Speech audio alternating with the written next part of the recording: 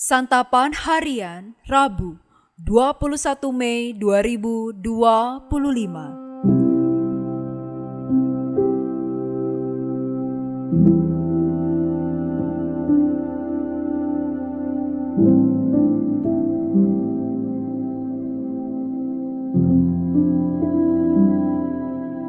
Inilah program Santapan Harian, sebuah program yang mengajak Anda menelusuri isi Alkitab, agar Anda menemukan makna firman Tuhan sesuai dengan konteksnya.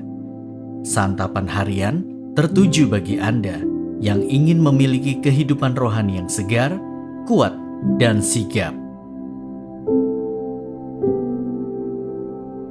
Hari ini kita akan membaca Bilangan pasal 21 ayat yang pertama hingga ayatnya yang ke-9. Namun sebelumnya, mari kita berdoa. Ajar kami di dalam firman-Mu hari ini untuk senantiasa berjalan di dalam terang sabda-Mu. Di dalam nama-Mu, Yesus Kristus, kami berdoa. Amin. Bilangan 21 ayat 1-9. Raja negeri Arad orang Kanaan yang tinggal di tanah Negeb mendengar bahwa Israel datang dari jalan Atarim. Ia lalu memerangi Israel dan mengangkut beberapa orang dari mereka sebagai tawanan. Bernasarlah orang Israel kepada Tuhan, katanya, "Jika engkau sepenuhnya menyerahkan bangsa ini ke dalam tangan kami akan memusnahkan kota-kota mereka." Tuhan mendengarkan permintaan orang Israel dan menyerahkan orang Kanaan itu. Orang-orang itu dan kota-kotanya dimusnahkan bagi Tuhan. Itulah sebabnya tempat itu dinamai Horma. Setelah mereka berangkat dari Gunung Hor berjalan ke arah Laut Teberau untuk mengelilingi tanah Edom, bangsa itu tidak dapat lagi menahan hati di tengah jalan. Lalu mereka berkata-kata melawan Allah dan Musa, "Mengapa kamu memimpin kami keluar dari Mesir, supaya kami mati di padang gurun ini? Sebab di sini tidak ada roti dan tidak ada air. Kami muak dengan makanan hambar ini." Lalu Tuhan mendatangkan ular-ular tedung ke tengah-tengah bangsa itu yang memagut mereka sehingga banyak dari orang Israel mati. Kemudian bangsa itu datang kepada Musa dan berkata, "Kami telah berdosa sebab kami berkata-kata melawan Tuhan dan engkau. Berdoalah kepada Tuhan supaya ular-ular ini disingkirkannya dari kami." Lalu Musa berdoa untuk bangsa itu.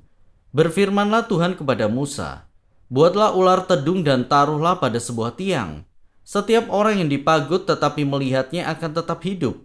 Lalu Musa membuat ular tembaga dan menaruhnya pada sebuah tiang.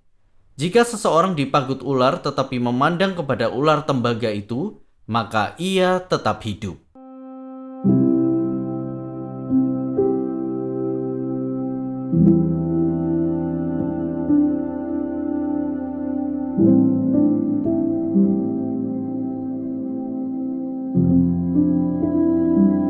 Sahabat Santapan Harian, cermin adalah salah satu alat rias yang kita perlukan. Dengan melihat diri kita di dalam cermin, maka kita akan dapat mengenali kekurangan yang ada pada wajah kita. Syukur-syukur kita dapat menutupi atau memperbaikinya. Mengamati pengembaraan bangsa Israel di padang gurun ibarat melihat cermin kehidupan. Mereka tidak diperkenankan melewati daerah orang Edom, dan salah satu pemimpin mereka, Harun, meninggal dunia. Maka pada saat Raja negeri Arad memerangi Israel dan mengambil beberapa tawanan, mereka hanya dapat berseru kepada Tuhan memohon pertolongannya. Tuhan mendengar seruan mereka dan meluluskan permohonan mereka. Di tempat di mana bangsa Amalek pernah mengalahkan mereka, Israel menang. Akan tetapi, alih-alih memuliakan Allah, mereka justru bersungut-sungut melawan Allah dan Musa. Maka Tuhan perlu menghukum mereka dengan ular-ular tedung. Ketika mereka datang memohon ampun kepada Tuhan melalui Musa, maka Tuhan menyuruh Musa membuat suatu replika ular tedung dari tembaga yang dipasang pada tiang. Dan barang siapa melihat replika itu, ia akan hidup, sekalipun ia sudah dipagut ular. Apa maksud Allah dengan memberikan tanda itu? Allah tentunya tidak hendak membuat bangsa Israel menyembah berhala. Allah justru mengajar mereka untuk merenungkan perbuatan mereka. Ketika orang Israel melihat replika ular tembaga, maka mereka diingatkan kembali akan kekurangan dan kesalahan mereka.